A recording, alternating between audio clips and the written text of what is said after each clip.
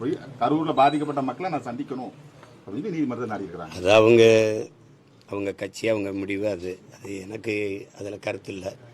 அவங்க போய் பார்க்குறதுல அதில் கருத்து இல்லை. எனக்கு இது இல்லை. அதாவது அவர் தம்பியோட அந்த காணொலியை பார்க்கும்போது அவருக்கு அதில் அவர் பேசுனதில் அவருக்கு இதயத்துக்குள்ளே காயமோ வலியோ இல்லை. இருந்தால் அந்த மொழியில் அது வெளிப்பட்டிருக்கும். அது இல்லை. அதை கேட்கும்போது கஷ்டமாக இருக்குது. இப்போ நான் பேசி காட்டுறேன் பாருங்க. இந்த மாதிரி என் மீது பேரன்பு வைத்து நீண்ட காலமாக நேசித்த என் அன்பு சொந்தங்கள், நான் இந்த மாதிரி பரப்புரை பயணத்தில் வரும்போது என்னை பார்க்க வந்து நீண்ட நேரம் கால்கெடுத்து எனக்காக நின்றீங்க.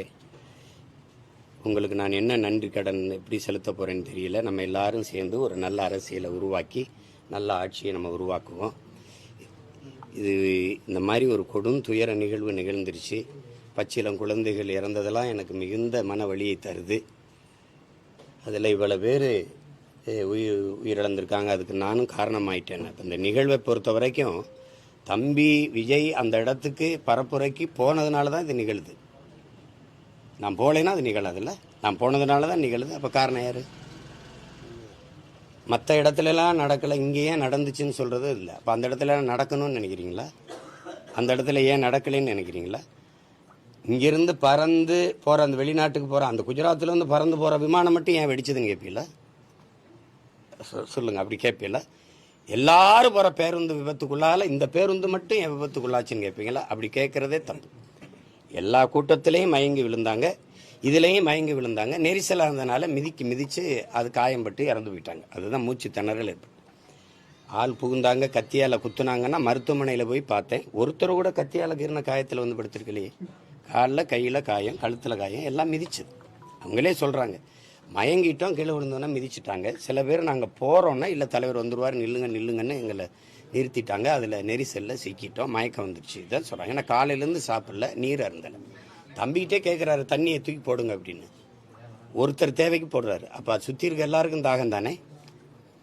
பேசும்போது அந்த வலியை அவர் கடத்தியிருக்கணும், ரொம்ப உருக்கமாக கடத்தியிருக்கணும். அது செய்யலை. இப்போ நம்ம பேசுகிறோம், மாண்புமிகு தமிழக முதல்வர் அவர்களுக்கு சட்டப்படி நீங்கள் நடவடிக்கை எடுக்கணும்னு இருந்தால் என் மேலே எடுங்க. என்னை நம்பி வந்தவர்களை, என் உடன் இருக்கிறவர்களை நீங்கள் கைது செய்ய வேண்டாம், அவர்கள் மேலே நடவடிக்கை எடுக்கலாம். இதுக்கு நான் தான் பொறுப்பு, என் மேலே நடவடிக்கை எடுங்க. இப்படி தான் பேசியிருக்கணும். நீங்கள் ஏதாவது பழி வாங்கணும்னு நினச்சா நீங்கள் என்னென்னா, இது எப்படி திரைப்பட கதாநாயக வசனமாக இருக்குது. இப்படின்னா அங்கே கதாநாயகி குடும்பத்தை எல்லாம் கட்டி வச்சுக்கிட்டு என்னை பிடிச்சி வச்சுட்டு கேட்கும்போது தொடர்தான் இருந்தால் என்னையை தொடு, அவங்களையெல்லாம் விடு அப்படின்னு வசனம் பேசுவோம்ல. அப்படி இருக்கு பார்க்கும்போது.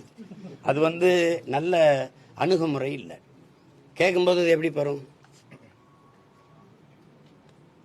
அந்த சிஎம் சார் அப்படிங்கிறதே அது சின்ன பிள்ளை விளையாட்டுக்கு கூப்பிட்ற மாதிரி இருக்குது. ஒரு அந்த அவர் மேலே நம்ம உங்களுக்கு மதிப்பு இல்லாமல் போட்டோம்.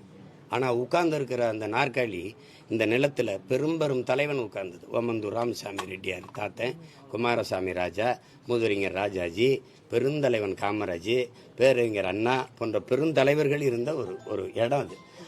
அது பார்த்து பேசணும். சிஎம் சார் அப்படிலாம் பேசக்கூடாது. அது தன்மையான பதிவா இல்லை.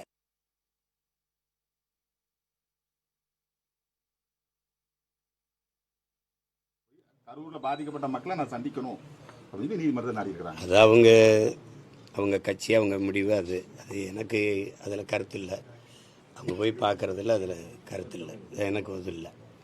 அதாவது அவர் தம்பியோட அந்த காணொலியை பார்க்கும்போது அவருக்கு அதில் அவர் பேசுனதில் அவருக்கு இதயத்துக்குள்ளே காயமோ வலியோ இல்லை. இருந்தால் அந்த மொழியில் அது வெளிப்பட்டிருக்கும். அது இல்லை. அதை கேட்கும்போது கஷ்டமாக இருக்குது. இப்போ நான் பேசி காட்டுறேன் பாருங்க. இந்த மாதிரி என் மீது சீமான் செய்தியாளர்களை சந்தித்தார். அந்த காட்சிகளை பார்த்தோம். இனி தலைப்புச் செய்திகளை